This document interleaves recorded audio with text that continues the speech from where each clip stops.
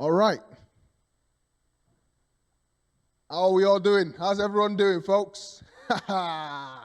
Nice to see you. So, okay, so this is probably the first time you've seen somebody giving a talk with a hat on and gloves on.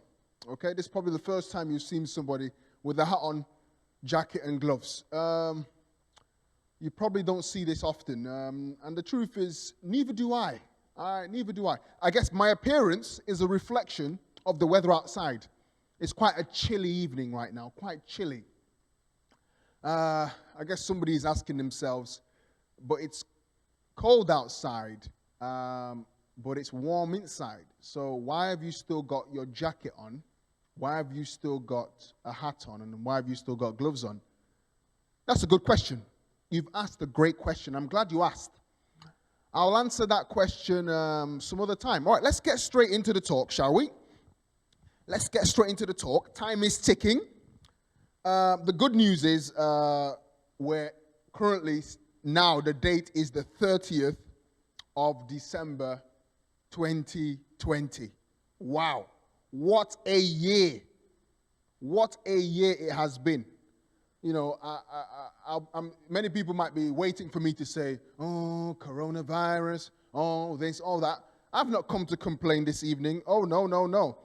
I've come today to encourage us, to challenge us, to inspire us to maximize this life that we have.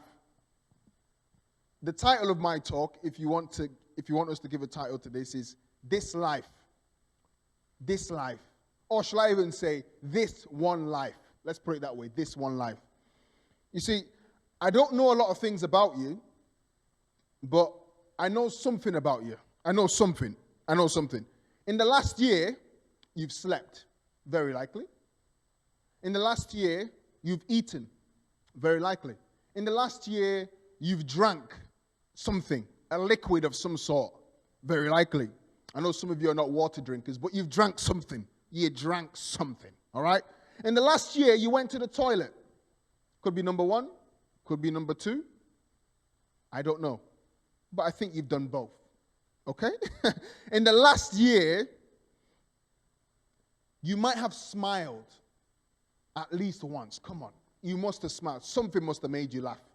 Something must have made you smile. Something, somehow, somewhere, okay?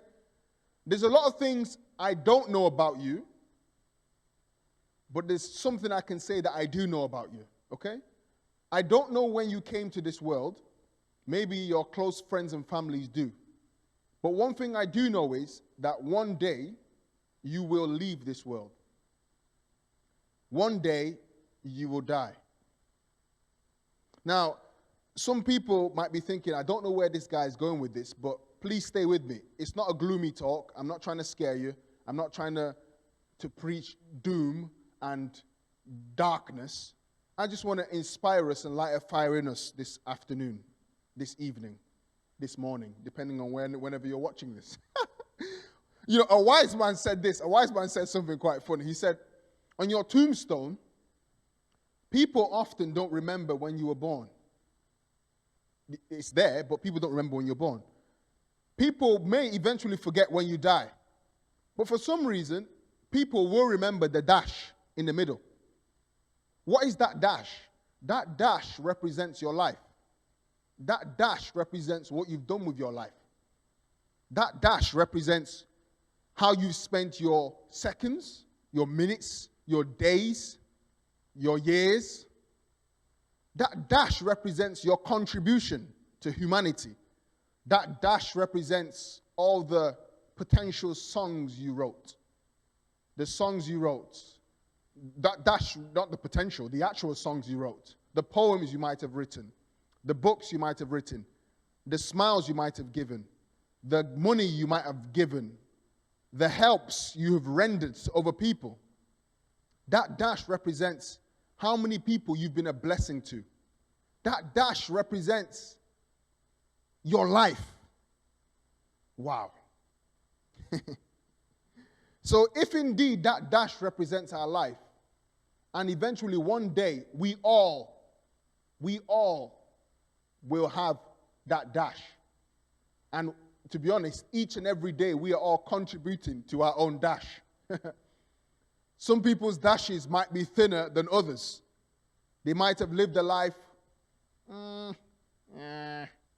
Some people's dashes might be thicker than others. It's all up to you. What your dash is actually dependent on you. How loaded your dash is, it depends on you. It depends on you. Wow. Okay. They're still waiting. What, Ike, where are you going with this? I'm going somewhere. The first point I would like to make is, let us not take life for granted. This year has made me to reflect a lot on life. The coronavirus came, and the truth is a lot of people have left this world. We hear it as said again and again, don't take life for granted, don't take life for granted. But one thing I've actually realized, this, it dawned on me one day, is the only reason we know that somebody else has died is because we are still alive. Wow. Father, God, we thank you. Thank you for the gift of life. Another thing dawned on me. It's not your alarm clock that wakes you up in the morning. Many people depend on their alarm. If the alarm clock is what, without an alarm, if the alarm clock is what wakes you up, let's take an alarm clock to the graveyard and let's see how many people are going to wake up. Probably nobody. Well, very likely nobody. Unless the undertaker was sleeping on the side. Anyway, moving on. Psalm 150 verse 6 says, let everything that has breath praise the Lord. Let everything that has breath praise the Lord. There are many people who have left this world this year. They're not better than us. If you put their skills and our skills, some of them are probably more skillful than us. If you put their account and our account, some of them probably have more money than us. If you put their credentials and our credentials, some of them probably have more than us. If you put the good things they've done and the good things we've done, some of them have probably done more things than us. But they are no longer here. But you're still here. You're still alive. You're still breathing. You're still watching this video. Psalm 150 verse 6. Let everything that has breath praise the Lord. Remember, the title of this my talk is This One Life. This one life. That you sleep and you wake up. It's not guaranteed, neither is it automatic. Many slept and didn't wake up.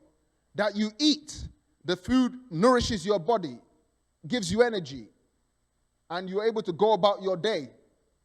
It's not guaranteed. It's not automatic. Some people ate this year and that meal was their last meal. It's not even funny. That's not a laugh of like, ha, ha, ha, funny. It's like, huh. You know what I mean? Anyway, moving on. That you leave the house, that you go to work, that you go shopping with your girlfriends and with your boys, and that you go on holiday and you jump on a plane and you just go wherever you want to go. Get in your car and go about your business and leave your house. Many people have left the house as you have left this year. Many people have walked the same road that you've walked. But the same road that you walked and escaped, let's not say escaped, lived after, they walked that same road and that was their end. That road was their end. I'm not trying to make us feel a little bit funny or make us feel, oh my word, where is he going with this today? I'm really trying to spur us to really think and thank God. Let's not let 2020 just pass by and be like, oh yeah, thank God that's over. The fact that you can actually say, thank God that's over, is because you're alive. It's because you have breath in your nostrils. Some people say I have big nostrils. Well, thank God I'm breathing in some good air, the breath of life. Hallelujah. Moving on swiftly. Father God, we give you thanks. As a wise man said, I'm not where I want to be, but thank God I'm not where I used to be. I've not reached where I'm going, but thank God I've left. Thank you, Jesus. This life is not supposed to be lived I think, with a sense of security and it's going to be okay. I'm going to plan 10 years down the line. I'm guaranteed to live 10 years in 10 years' time and be alive. So I'm going to plan. Let's not live life with a sense of security and just lackadaisical. We ought to live life with a sense of urgency, with a sense of, my time is ticking. Somebody said, listen, every day you live, I'm not going to say, I'm going to say it. He said, every day you live, you are one step closer to the grave. If you really think about it, it's true. We do not have unlimited time here on earth. We may have unlimited potential. We have the ability to be great things, do great things, become great things. But we don't have unlimited time. We have limited time. We have unlimited potential, but limited time to do it in. Eventually, we are all going to leave. But what are you going to do with your life? We ought to live with a sense of urgency.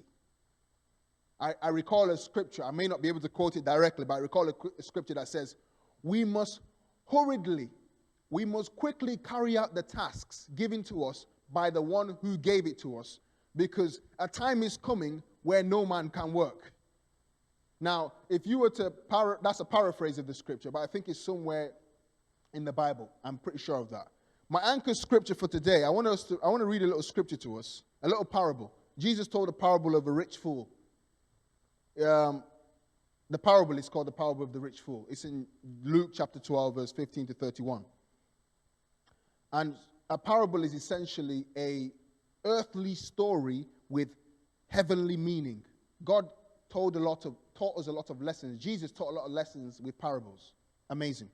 I'm going to read it to you. Luke 12, 15 to 31. The Bible says, then he said, beware, guard against every kind of greed. Life is not measured by how much you own. Then he told them a story. A rich man had a fertile farm that produced fine crops. He said to himself, what should I do? I don't have room for all my crops. Then he said, I know. I'll tear down my barns. I'll build up bigger ones. Then I'll have room enough to store all my wheat and other goods. And I'll sit back and say to myself, my friend, you have enough stored away for years to come. Now take it easy. Eat, drink, and be merry. Essentially, that's what I'm saying. That's what I was saying. A false sense of security. You've got enough money for years, bruv. Chill, relax. Build your house. Get a couple cars. Get a couple chefs. Fix it up and just chill. You've got life to live, bruv. You're going to live here for years. That's the 2020 translation of that, I think. Verse 20. But God said to him, you fool, you will die this very night. Then who will get everything you worked for? Yes, a person is a fool to store up earthly wealth, but not have a rich relationship with God. Then, turning to his disciples, Jesus said, that is why I tell you not to worry about everyday life, whether you have enough food to eat or enough clothes to wear. For life is more than food, and your body is more than clothing. Look at the ravens. They don't plant or harvest or store food in barns, but God feeds them. And you are far more valuable to him than any birds. Can all your worries add a single moment to your life? And if worry can't accomplish a little thing like that, what's the use of worrying over bigger things? Look at the lilies and how they grow. They don't worry or make their clothing. Yet Solomon, in all his glory, was not dressed as beautifully as they are. And if God cares so wonderfully for flowers that are here today and thrown into the fire tomorrow, he will certainly care for you. Why do you have so little faith? And don't be concerned about what to eat and to drink. Don't worry about such things. These things dominate the thoughts of unbelievers all over the world. But your Father already knows your needs.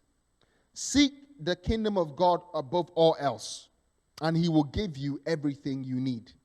I have just read from Luke chapter 12, from verse 15 to 31. That's Luke 12, 15 to 31.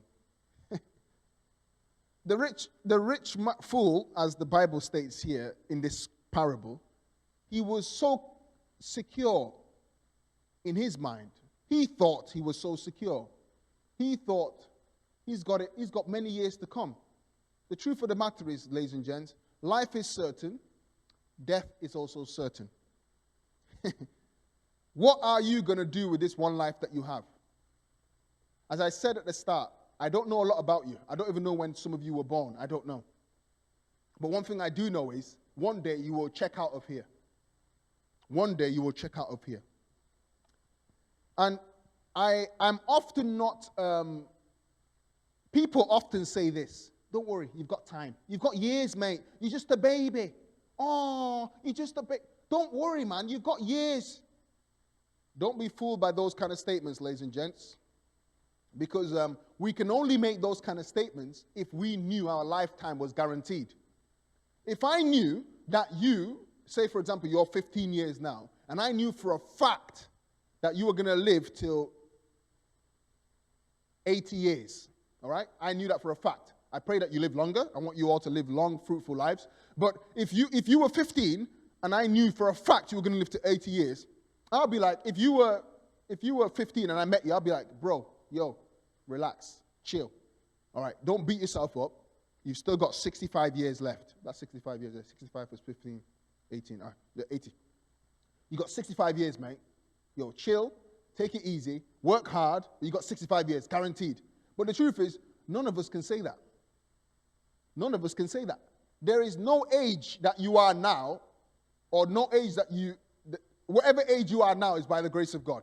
We cannot, even if we go and hide ourselves in a cave and say, I'm not going to meet anybody, I'm not going to do anything, I'm not going to do anything to hurt anybody, I'm not going to come out to see the daylight, I'm just going to stay here and live. Even then, you still couldn't guarantee your lifetime. Nobody's lifetime is guaranteed. The truth of the matter is, as some people do say, it's not about how long you will live, but how well. Oh yes, I do pray for long life for each of you. I pray that I live long and I fulfill my destiny and maximize my potential here on earth. But at the same time, let's look at one of the most effective men, or shall I say one of the most effective man that we preach, that we live, that died for our sins, Jesus. Jesus died at 33 years old, approximately thereabout. I heard, I saw, I read. About 33. But yet, what an impactful life. His life is still living. In fact, in his life, we have life. And life more abundantly. John 10:10. The thief comes to steal, to kill, and to destroy, but I have come that they might have life and have it more abundantly. In Jesus' life, we have life. Wow. But what about Billy Graham? He died at about 99 years old. He was 99 years old. Yet again, a long life, also an impactful life. A long life, an impactful life. Jesus, a shorter life, but yet again, equally an impactful life. So it's not about how long, it's about how well.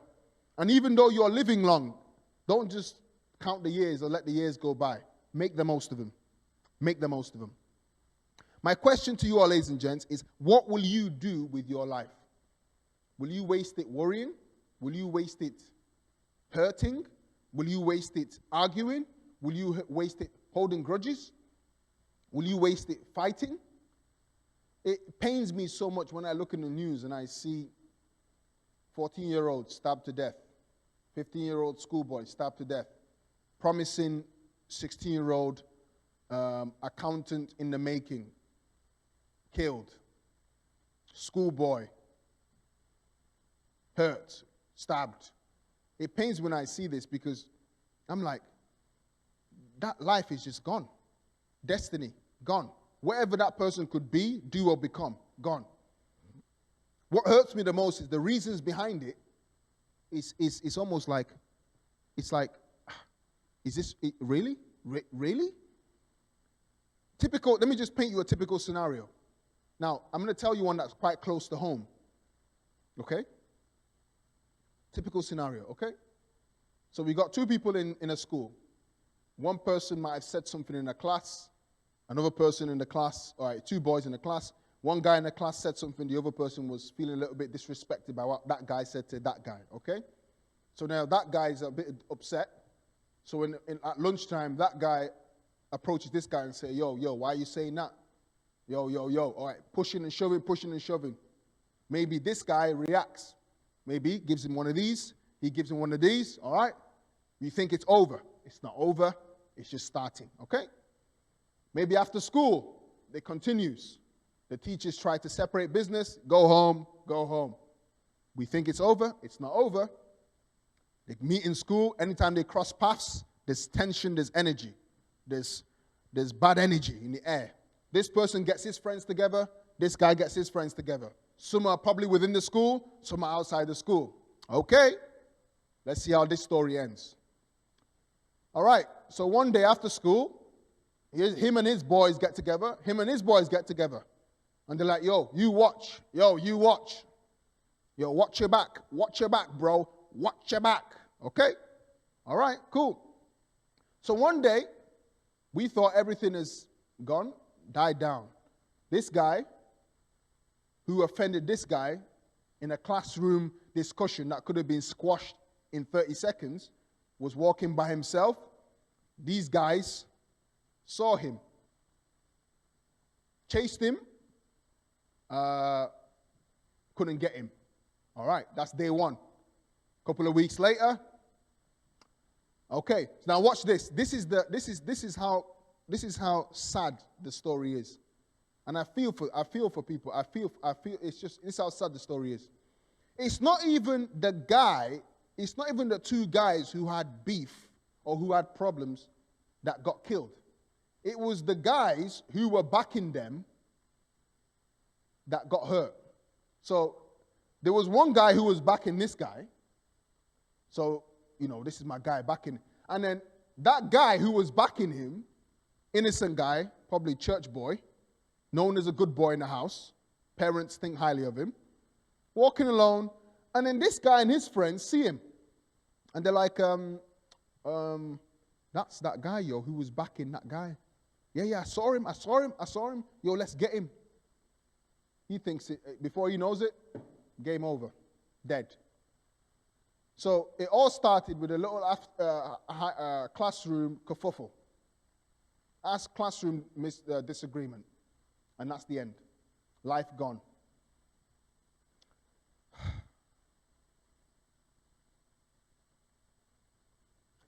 Ladies and gents, are we going to waste our life worrying about people's opinions? Many people live their life literally scared to death about what people think of them. Therefore, they never actually live to the fullness of their ability. I think that God has given us many things. God has given us as individuals things to do in this life. But many people don't want to do the thing God has created them to do simply because they're worried about what people think. But then the people that they're worried about don't actually care. In fact, sometimes the people that we're worried about, they're not even thinking about us. They're not even thinking. So, indeed, that fear, F-E-A-R, is false evidence appearing real. It's not real. It's just what we think they're thinking, but they ain't thinking about you. No. Ladies and gents, we don't have a spare life. We have one life. How do we make the most of this? Even though we don't know when our time will be up, we can live each day and maximize it. Steve Jobs, the late Steve Jobs, said, if you live each day like it's your last, one day you will almost certainly be right. If you live each day like it's your last, one day you will almost certainly be right. Ladies and gents, I just want to encourage us today. Let's maximize our lives. Let us reach the highest, the brightest, the biggest, the best expression of ourselves that we can be. We have unlimited potential, but we have limited time to achieve it. Let us intentionally find the race God has called us to run and run it and maximize it. A wise person said, life is God's gift to us, What we do with it is our gift back to God. We were created by a creative creator. We were created by a creative creator who has given us the grace, the wisdom, and the ability to keep creating. Please don't settle. As long as you're living, there is something, you have the potential to be doing something. Don't get sucked in with the pleasures of life. Life is pleasurable. There are many perks of living. Eating is pleasurable. Sleeping is pleasurable. A hot bath and shower is pleasurable. Massages are pleasurable. Making love, aka having sex with your husband or wife, is pleasurable. You notice I said husband and wife because I'm a promoter of sexual purity and sex within the context of marriage. So, yeah, that's, I just thought I'll slide that in there. Oh, and also, let me slide that in there. My book, my new book that God has helped me to write called Virgin with a Vision is out. The title is Virgin with a Vision. The subtitle is Sex is a Gift. I'll open it after marriage. It's a poetic book. It's interesting. It's an interesting read. There's about 80-something poems in there God inspired me to write, talking about various issues. It will be a blessing to you. Feel free to get it. It's on Amazon. Feel free to get it. God bless you. God bless you. Okay, moving on. At the end of our life and on the days leading up to our death, or if we be on our deathbed, we're not going to be thinking about the lovely breakfast we had when we were on holiday, or the day we slept 12 great hours. These things might flash through your mind, but I think what we will be thinking is, what have I done with my life? How have I spent my life? What did I do? Even more, what didn't I do which I know I should have done? May the Lord help us in Jesus' name. I would love to close with a poem to illustrate the fact that we ought to live life with a sense of urgency, folks. Let's take life, take the bull by the horn, make the most of your life. God has given you dreams, God has given you goals, God has given you abilities. Do it. Do it. You've got these big dreams. Start small. Do it. Do it. Do it. Man, I don't know how else to say this. I'm actually encouraging myself at the same time. You'll be interested to know I'm preaching to myself as well. I told you I started that project called Preaching to Myself. This is part of it. I'm preaching to myself as well, with one glove on. So do it. Take hold of it. Run your race. Don't worry about who's doing this and who's doing that. Do what God has created you to do. The title of this poem, as I close, is called Don't Wait Till It's Late. Don't wait till it's late. The poem was written to illustrate that we have one life and we ought to live this life with urgency. Let's go. Come on. Yesterday has gone. Tomorrow's not guaranteed. Today's the day. Let's make the most of it. Come on, people. The title of the poem is, I think I said that this third time now. Don't wait until it's late. Here goes. Don't wait until it breaks to tighten the screw. Don't wait until it stops to refuel. Don't wait until he cheats to sit up. Don't wait until she leaves to fix up. Don't wait until a game to start practicing. Don't wait until they score to start attacking.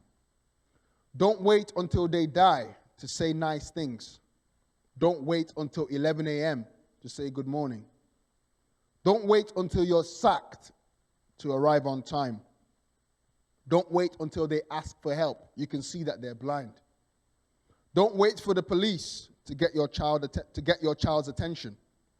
Your child needs your love and your affection.